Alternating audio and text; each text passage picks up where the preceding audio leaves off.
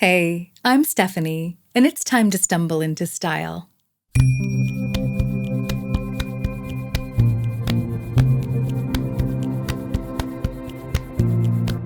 Welcome to Signature Style Sunday, my weekly web series in which I document my attempt to distill personality into style, and I do it focusing on things I already own. There are many reasons for that, but one of them right now is simply that I don't want to overwhelm myself with possibilities. So I feel like limiting myself to the items already in my vanity and in my wardrobe is a great place to start. And to make sure that I stay true to these limitations that I've set for myself, I have put myself on a low buy. Some people call it a replacements only no buy, but essentially I'm not purchasing any beauty items for the entire year of 2022 with just a few very specific exceptions. So today's video is going to be my monthly low buy update video. And I normally try to take this time every month to both keep myself accountable, but also to kind of think aloud about concepts like beauty and consumerism in general. Before we get started, just in case this is your first time clicking on my low buy content, I will make sure to list the entire playlist of my low buy videos in chronological order in the show notes and in the cards, just in case you'd like to catch up. But for everybody else, we've already set the premise, so let's just jump into things. In last month's update, I almost forgot to mention the purchases I had made during the month, and I had to slip that in during editing. So to avoid that situation now, I thought I would get it out of the way up front, and it's going to be quick and easy because I didn't purchase a single item from any of my low buy categories during the past month. I did use some things up, which you will hear about in an upcoming empties video, but I didn't use anything up that I needed to repurchase, so I didn't. So the rest of this video is going to basically be about my feelings towards the low buy. And to be honest, this whole experience is surprising me. I thought it was going to be really difficult, really challenging, that I was going to be like wrestling with temptation all the time. And for some reason, it's been really easy. And that surprises me because we live in a society that is so hyper-focused on consumption, and especially during the last 2 years. I mean, everybody's been stuck at home. Nobody could go out to eat or go to shows. So where were people putting their money? They were buying stuff and getting that dopamine hit when their package was out for delivery. I mean, you know the feeling. We've all seen the memes. I mean, if I've seen the memes, you've seen the memes. So in today's video, I'd like to try to figure out why I can be so steadfast right now, because I know me. I go through phases. I've been through phases in my life where I've just naturally bought nothing, but I've also gone through phases in my life of overconsumption. And I want to learn how to avoid those overconsumption phases, and I want to learn how to replicate this behavior reliably in the future, because I like it. I like the person that I am in this low buy state. I'm finding that this version of myself sees the true extent of all the good things that surround me. This version of myself is satisfied and grateful. This version of myself doesn't take the things I have for granted. Instead, I'm learning that I enjoy the creativity and the sense of newness that I find when I take old things and combine them in new ways. And maybe this enjoyment in and of itself is what's actually making it easier for me not to purchase things. And don't think that I haven't seen things that I've wanted, because I have.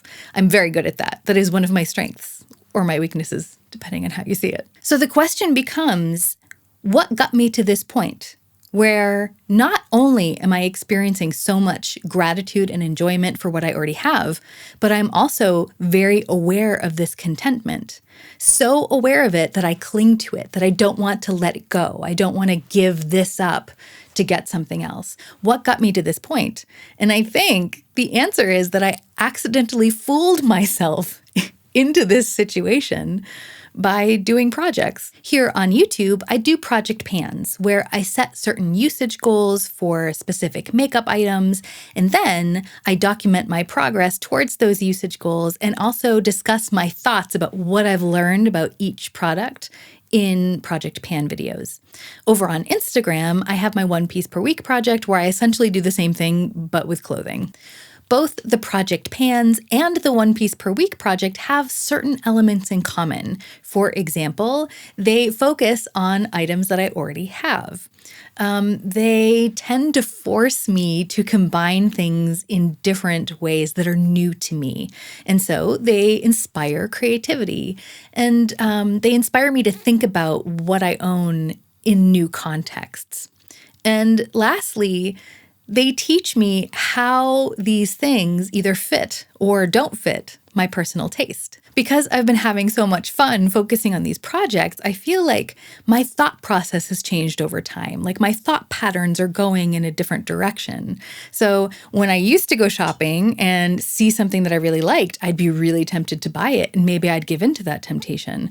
But now, when an event like the Sephora Spring Sale comes around and I go on the site and I'm browsing just like everybody else, I still see beautiful things that I would probably really love to play with. But my brain has changed. Instead of looking at that thing going, I need that thing to be happy, I think, oh, I have a thing like that. I bet I could do that with what I have. And then all of a sudden, it's easy for me to say no to purchasing that thing because I already have something here that I could use. Instant gratification. So completely unintentionally, these projects have become a great source of mental strength for my low buy. I couldn't have planned it better if I tried. But now that I've experienced the benefits firsthand, if someone were to ask me how to start a successful low buy or a successful no buy, I would suggest starting a project or two at the same time. So for example, if you wanted to go on a makeup no buy for any period of time, I would suggest also starting a project pan at the same time. And I know that some people find project pans intimidating, but they don't have to be huge. You don't have to try to use up a bunch of items at once. If you wanted to, you could even just focus on one item. For example, a friend of mine decluttered this palette to me a while back, and I had used it twice and I didn't like it. And so I was just also going to pass it on. But then I thought to myself, you know what? I have a YouTube channel now. I am going to use this every single day for a week, and I'm going to gather my thoughts on it. I'm going to do the most, and I'm going to try to figure this palette out. And that way, when I give it a bad review, I'll really know what I'm talking about. So I used this palette as my only eyeshadow palette for 7 days straight so that I could gather my thoughts. And to be honest, those 7 days completely changed my mind about this palette. It's the MAC Art Library Nude Model palette, just in case you're wondering. And I will link the video in the description in case you'd like to see it. But basically, I went into this thinking I was not going to like it. And spending 7 days with this palette really taught me a lot about the formula and how it's meant to work and how it looks best. And all of a sudden I was like, oh, I get it. And now I really like it. So I'm really glad that I spent the 7 days doing this. So even if you just focused on one palette a week, it's fun. You get to know your palettes and, it's not that intimidating. To make a long story short, the point is that just the act of becoming aware of what we have and the enormous potential that we can unlock simply by learning the ins and outs and the nitty-gritty of the things that we already own can be a huge source of enjoyment. And the hit of dopamine that we can get from using what we have can be just as great, if not greater, than the hit of dopamine we get when we hear a package is out for delivery. So if you happen to be struggling with a no buy right now, then maybe a project like that could be a good tool for trying to avoid temptation. Because Lord knows there's a lot of temptation out there. And that, my friends, is that. Thanks so much for hanging out with me today. I hope you have a wonderful week and that we can all remember that even stumbling can be a form of moving forward. So let's stumble in style.